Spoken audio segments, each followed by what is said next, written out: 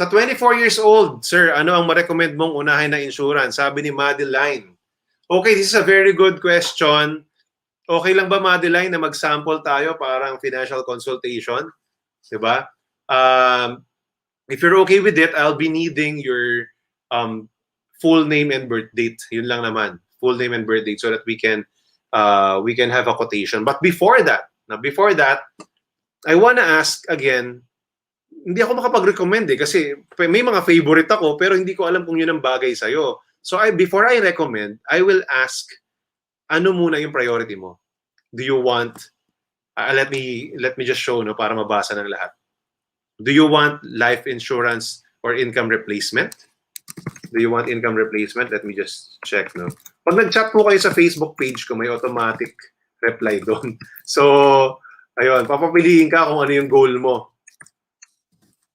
Yan. So, do you want income replacement? Do you want health fund?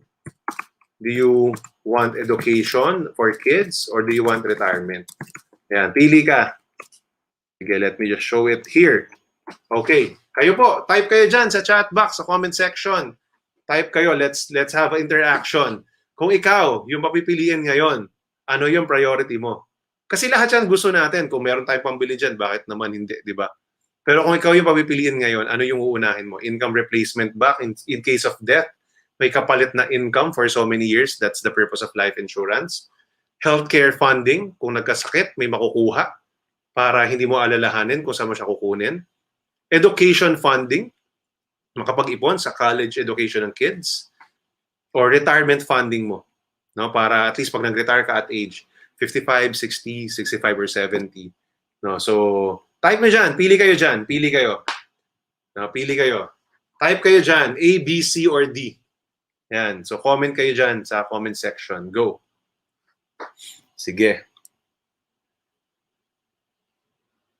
So, sabi ni Madeline, nagbigay na siya ng birthday niya. So, sige, gagamitin na lang muna natin yung sige, pero again, before the birthday, Madeline, what's your priority?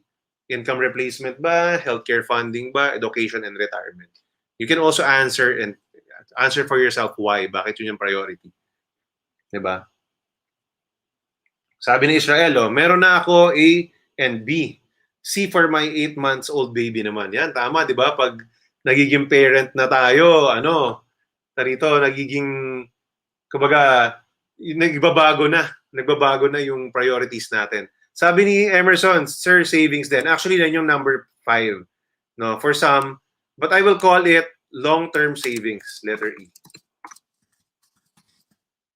Because life insurance cannot give you short-term savings naman. So letter E, long-term savings. Kunyari, 10 years, 20 years, gusto mo may mawi-withdraw ka for whatever purpose, travel, business, gano'n. Yun nga, kasama na rin yung education, savings din yun.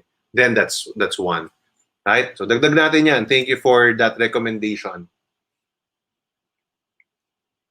Sige, before ako gumawa ng quotation para sa'yo, Madeline, pili ka ano yung priority mo. Kasi I can say, okay, maganda to. Are you single? Sige, critical illness protection muna tayo. Diba? Which is for some, yun naman talaga yung uunahin. But again, I cannot speak for you. Diba? You gotta tell me ano yung priority mo. O yan. So sabi ni Madeline, sige, pakita natin. Sabi niya, B siguro muna because I'm still single, hindi rin ako super breadwinner. Then E, okay. So tama.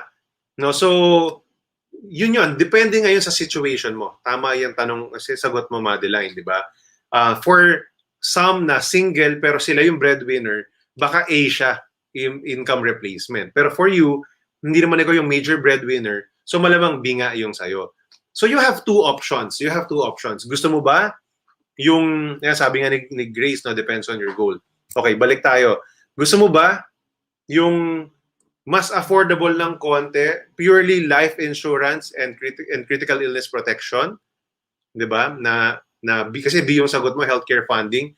Or gusto mo ba ng healthcare funding na yung merong hospitalization? Diba? Para siyang health card, tapos meron siyang, it's a comprehensive health insurance. Diba? Pag na-hospitalize, mayroong makaklaim sa ganito, ganyan. Ayun, so may marireimburse ng konti, may mako-cover. So it's like a health card na mas malaki yung coverage. Yun ba yung goal mo? Or gusto mo ba yung health insurance, may critical illness, may hospitalization na minimal, and then meron na rin siyang savings. Right? So parang health invest, although pawala na yung health invest hanggang January 31 na lang. Yun, pawala na yung 10 pay namin. So meron pa siya pero mahal na.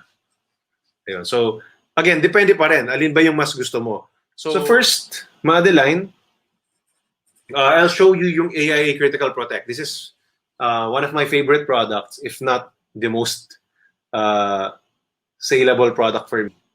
Maraming bumibili. Ayan. So, because sobrang affordable niya, and ang ganda ng benefit. No? So, this is a whole life plan. Wala siyang investment muna if this is your priority. Meron kang 1 million na face amount. When you say face amount, this is life insurance and critical illness protection. So whichever comes first. Pag magkaroon ng critical illness, terminated na yung plan, tapos na siya. So wala ka ng life insurance.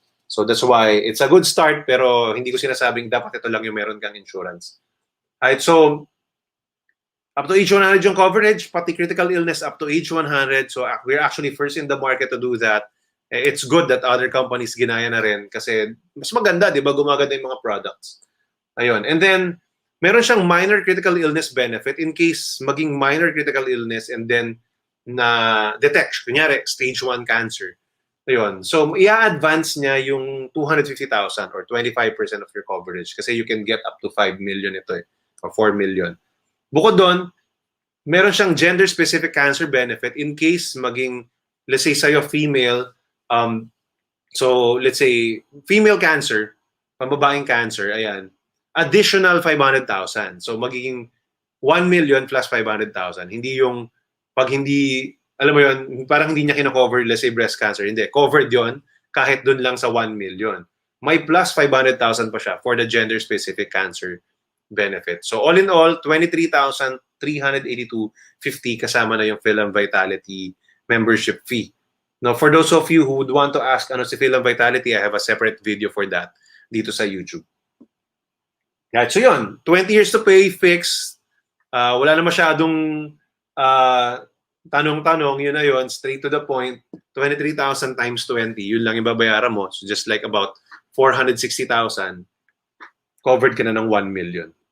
Right, so very good deal, especially sa batang katulad mo. So yan, may cash value. And then, of course, these are some of the critical illnesses na nakalista. Of course, lahat ng cancer, hindi na namin inisa-isa. Yan. So, nandiyan na po yan lahat. Of course, mayroong mga related sa organ failure, related to heart, related to nervous system, and then other illnesses. Nandiyan na rin yung mga minor critical illnesses covered, yung juvenile critical illness na nabanggit kanina, pang mga batang sakit. Yan, of course, early stage ng carcinoma, and then other minor critical illness. And then these are the gender-specific cancer, both pang-babae and pang-lalaki. So pag yan ang na-detect, yan ang na-diagnose, plus yung 500,000 na benefit. So this is for AIA Critical Protect, Madeline. Now, if gusto mo, DJ, gusto ko VUL. No? So, okay naman. So, ikaw po ang masusunod. Ako po tagagawa lang ng proposal. Ganun po ako. And of course, I give advice. No? So I really ask you kung ano yung goal mo. So dito, I'll just show the 10 years to pay, although pawala na po ito hanggang January 31 na lang. Kasi may 5 years to pay pong matitira pero sobrang mahal na. 100,000 na po yung magiging minimum niya. No, so, but just to show you this plan, sabi ni Points Legends, B daw siya. Yan, health fund din. Pero on this plan, mas mahal siya ng konti. No, so 36,000 plus the Vitality, that's 37,000, 38,000. And then mas maliit yung life insurance mo, 600,000. Pero, and ito. So meaning, 600,000 plus 600,000 na accident and health insurance. In case of mga dismemberment, yun yung health. 50,000 medical reimbursement, meaning pag na-aksidente, let's say nakagat lang ng aso, 50,000, up to 50,000 yung marireimburse mo. Magkano yung magastos mo sa hospital? Maximum of 50,000. Early stage critical illness benefit, 300,000 up to age 75 kang covered, yung accident insurance up to age 72. Right? And then there's a daily hospital income benefit in case ma-hospitalized. Like, I have a lot of clients, let's say 5 days sa hospital. So, syempre, bayad John. Kung may health card, sagot ng health card, makaka-reimburse pa rin ng 5 days times 2,000. Yun yung daily hospital income benefit. So, may 10,000 siyang na-reimburse. Meron akong kliyente, nagka-dengue, alam mo yon, whatever, tumaas yung BP, pina-confine, basta po na-confine. At least 12 hours sa hospital, 2,000 a night. Tapos may long-term hospital income benefit plus 2,000 siya kung more than 30 days ka sa hospital, magiging 4,000 yung benefit mo. And then ICU, pag na-ICU po, 4,000 every night.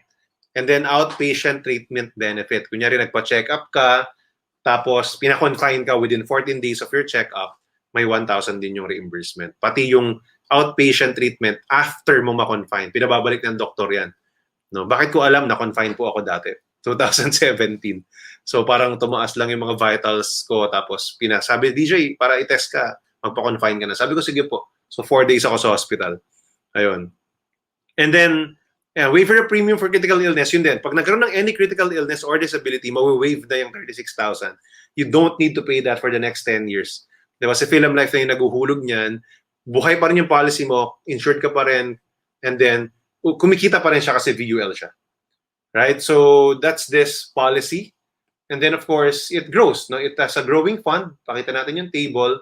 10 years ka lang maghuhulog, there's a possibility, of course, not guaranteed, but there's a possibility na lumaki yung pera mo, na parang may savings ka and possibly a bit of investment. After 10 years kasi, yung VUL, parang na siyang bangko na lumalaki yung pera. After 10 years po yun. Yung first 10 years, may mga charges yan. We don't really recommend that you withdraw sa first 10 years. After 10 years, wala na po siyang withdrawal charges. Mag-withdraw ka ng base ng partial, kunyari, meron kang 355,000 on the 6%, not 10 years. Nag-withdraw ka ng 55,000 lang, nag-iwan ka ng 300, pwede yun. Diba? Tapos pwede kang mag-top up ulit, magdagdag. Ayun. So para na lang siyang bangko after 10 years, pero nag-grow yung pera mo. That's how I see VUL. Plus, habang hindi mo wini-withdraw lahat ng, pag hindi mo wini-withdraw yung buong account value, all the benefits that are discussed earlier, life insurance, accident insurance, medical reimbursement, critical illness coverage, yung mga hospitalization benefits are all still in effect, depende sa hanggang age siya covered. So, yan. Thank you for that question. Marami tayong na-discuss.